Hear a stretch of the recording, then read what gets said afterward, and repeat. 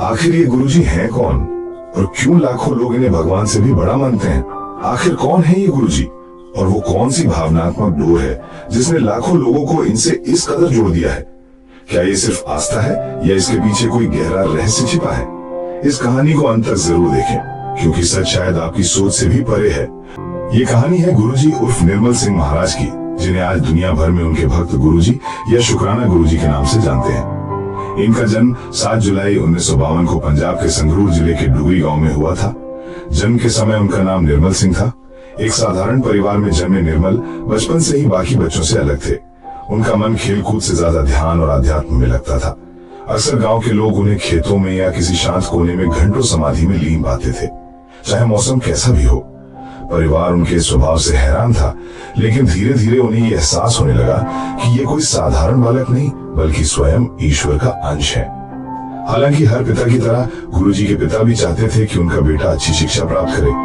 अपने पिता की शिक्षा का मान रखते हुए गुरुजी ने राजनीति विज्ञान और अर्थशास्त्र में मास्टर डिग्री हासिल की, लेकिन दुनियावी पढ़ाई उनके मन को आध्यात्म की राह से डिगा नहीं सकी। कहा जाता है कि शुरुआत में गुरुजी के पिता को भी उनके आध्यात्मिक मार्ग पर पूरा यकीन नहीं था, लेकिन एक रात एक ऐसी घटना घटी जिसने उनके मन के सारे संशय मिटा दिए। जालंधर में देर रात जब उनकी आंख खुली तो उन्होंने जो देखा उस पर उन्हें विश्वास नहीं हुआ। उन्होंने अपने बेटे निर्मल को एक शेर के साथ एक कमरे में प्रवेश करते देखा। घबराकर जब उन्होंने आसपास के लोगों को जगाया और कमरा खोला गया तो वहां कोई शेर नहीं था और गुरुजी शांत भाव से ध्यान में बैठे थे। उस एक घटना ने पिता के दृष्टिकोण को हमेशा के लिए बदल दिया। उन्हें विश्वास हो गया कि उनका पुत्र कोई साधारण इंसान नहीं बल्कि स्वयं ईश्वर का अंश है। इसके बाद उनकी अपनी मां ने भी उन्हें गुरुजी कहकर पुकारना शुरू कर दिया। कैसे बढ़ने लगी आस्था और क्यों मानते हैं लोग? गुरुजी का मार्ग बेहद सरल था। उन्होंने कभी कोई प्रवचन नहीं दिया, न ही किसी को कोई विशेष पूजा पाठ या कर्मकांड करने को कहा।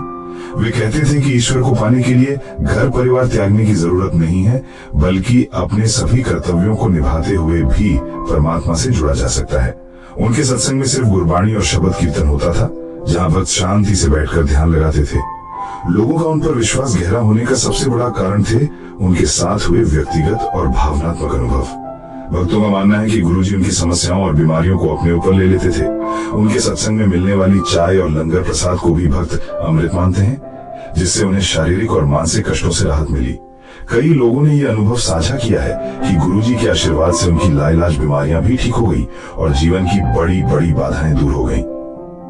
ये सिर्फ आम लोग ही नहीं थे जो गुरुजी के अनुयायी बने। मनोरंजन जगत से लेकर राजनीति तक कई प्रसिद्ध हस्तियां जैसे कि दिवंगत अभिनेता ऋषि कपूर, हेमा मालिनी और राजनेता भी उनके दरबार में हाजिरी लगाते थे। गुरुजी का महासमाधि और आज भी जीवित चमत्कार। 31 मई 2007 को गुरुजी ने महासमाधि लेकर अपना भौतिक शरीर त्याग दिया, लेकिन उनके भक्तों के लिए गुरुजी आज भी जीवित हैं। उनका विश्वास है कि गुरुजी आज भी हर पल उनके अंग संग हैं और उनकी रक्षा करते हैं।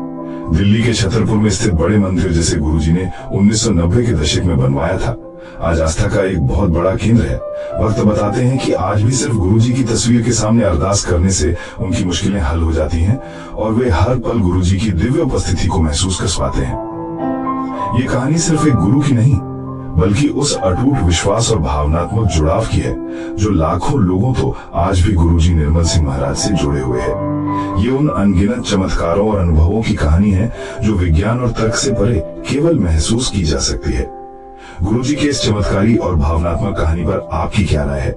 क्या आपका या किसी आपके जानने वाले का गुरुजी से जुड़ा कोई अनुभव है? हमें कमेंट सेक्शन में लिखकर जरूर बताएं।